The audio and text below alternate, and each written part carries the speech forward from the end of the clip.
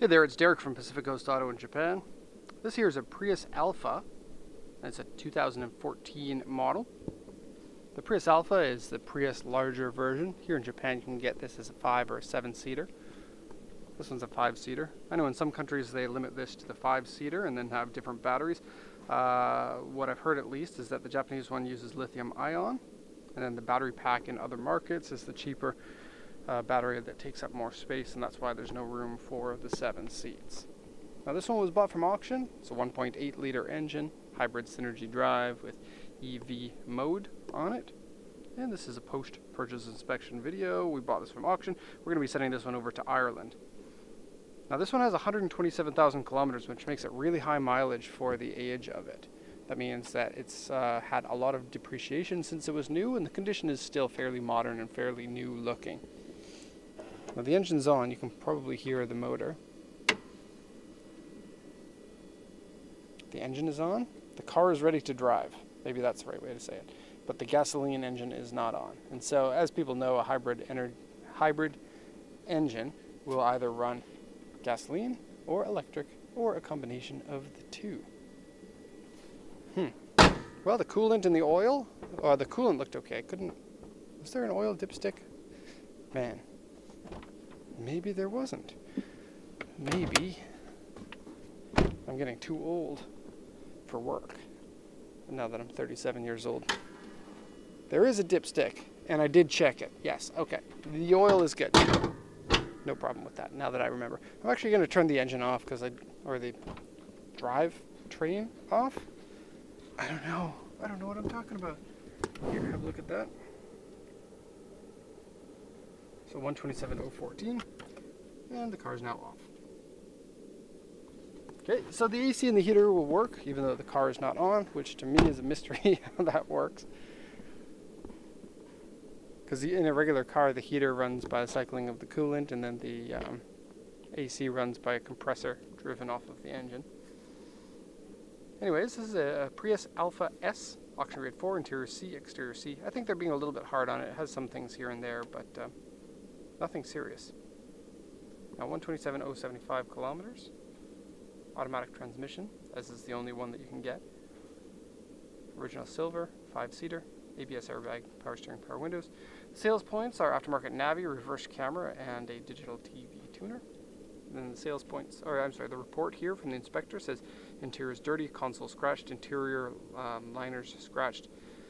Trunk area has scratches, seat has scratches, seat has medium wear. Door mirror scratched, exterior various small scratches, and the wheel covers scratched. Looking on here, there's a few areas of light scratches. None of those are really a big deal. G for the windshield means rock chip, and that's not a big deal. Front bumper says B4, but it's really more like a scratch than a dent. And I'll show you that in a sec. Then S1, and this is interesting because I found this on a lot of them. S1 is rust, low level rust. And I'll show you that right away. Right here. And it looks like rock chips are kind of a big deal for these. And it might have something to do with the aerodynamicy of the car, making it so that the rock chips end up hitting up here. Here's another one. Here's another one. Here's another one. And you're going to want to touch up these before they turn into a problem. Even though the car is relatively new, having the rust because of the rock chips there is something that you're going to want to be concerned about. Touch those up, make sure that the rust isn't going to spread.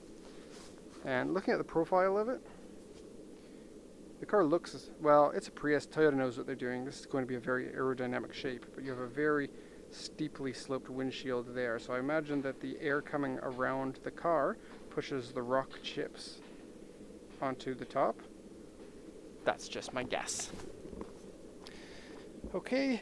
And I think that's everything from the sheet there. Yeah, that's about everything from that sheet. I'll show you the B4 here, and then we'll do a once around of it. Okay, so this is what they consider a B4. There's a scrape from here all the way to the tire. And then if you look, I don't see any dents, but there are a lot of scratches there. That's just about the worst of it on the body. There's a few things like this. And then there's a pretty big scratch on the front bumper right here.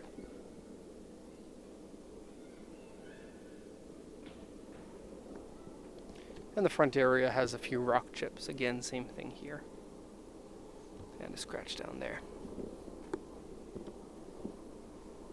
Okay, so the interior feels like a new car still, which is good. The exterior obviously looks like, well, a modern car. And people in Japan are very afraid of high mileage, even on cars like Toyotas, which generally last a very long time, even with weak maintenance. And so if you were to go with something like this, you could save potentially several $1,000s over one with low mileage. And that's what I did when I bought my minivan. I bought something with 130,000 kilometers on it, and now it has 160 and has been great since. I think it's, you know, you get more risk when you go higher mileage, but if a car is this new with that high of mileage, it hasn't had enough time for it to be neglected. It was probably just owned by somebody who had a long commute or several long commutes per week.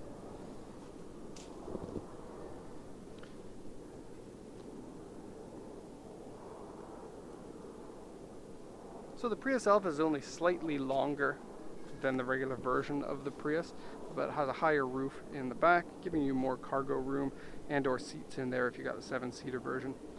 The 7-seater has micro seats in the back though, and possibly crash safety is one of the reasons why it's not available in other markets. I imagine it's not very good in an accident for those people sitting in the micro seats in the back. The interior is very much what you would expect from a Prius. The materials on it are kind of low end, something you would get out of like a Vitz. But the idea of the Prius is to have good fuel economy and a larger size than the Vitz. Steering wheel to me is a little bit weird because it's like ovular. A little bit strange there. Headlight washers, turn the chime off. This is a toll collection box. Same thing goes with the plastic up here. Now here's the seat they said was medium wear, and sorry for the contrast here. You can see some wrinkles in this area here. When sitting in it you don't notice anything, and the seat's fair. There's really nothing good or bad to say about the seat. It's just a regular seat.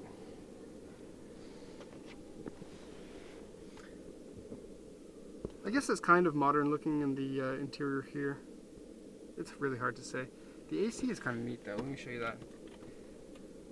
And so the AC has basically one dial for everything that you need. And then you have different selectors here. So right now we have the temperature at low, you can see. And so you turn this, and you can change your temperature for the climate control AC. Now if you want to do auto, then they can do all of this for you, or you can do it manually by pushing here on the side. And then you can select your fan speed, and you can select your mode. So it's basically one control does everything. It's cool. It also means that you have to go 1, 2,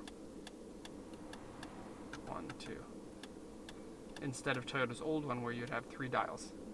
It's inexpensive for Toyota to make something like this, and it feels a little bit cool to have everything in one dial.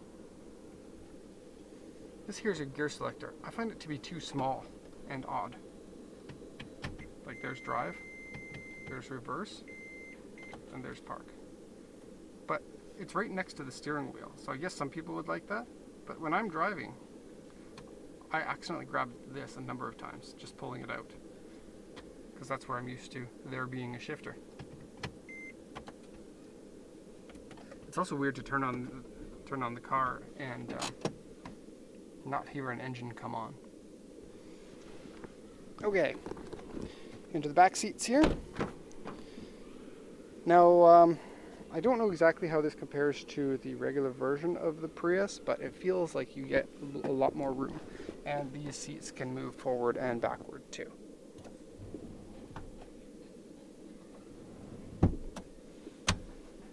So this feels comfortable, and we got a proper amount of headroom in the back, which is more than the Prius, as you can see here.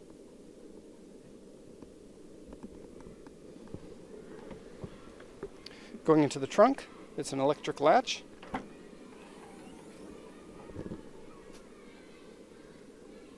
And due to not having a sloping back window, you get a lot more room in the back here. You can pile stuff all the way up to the ceiling. And if you need more room, you can move those seats forward. Let's just quickly do that.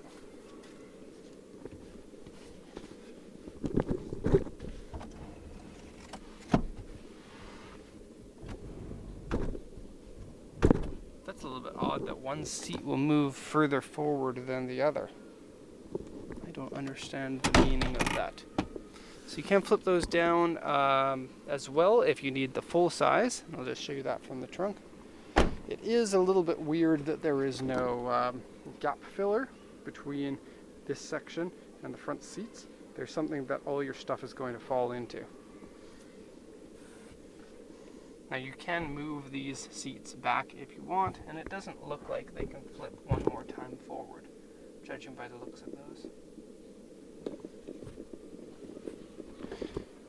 In the trunk here, storage, and underneath there is your battery as well. And just like the Prius, it has these cutouts in the corners for you to put your golf bags in. And then in terms of damage, we got some scratches on here, and this is due to using a low quality plastic. It makes it much easier to scratch. And this is the same plastic that Toyota's been using for about 20 years now for their lower grade interiors. You can see it also on the back of the seats there. And you know, it's easy to think that this might be something Toyota's done on purpose just for like planned obsolescence, because if they can make a vehicle look older, people are going to want to buy another one. I'm not sure if that's their thing. I think that, you know, most corporations would be smart enough to think that if a car wears out quickly, that's going to give a bad image for the car brand, but I don't know. I'm not the guy that makes those decisions. Okay, so there is the walk around there. And if you have any questions, please let me know. Otherwise, thank you so much for watching, and have a nice day.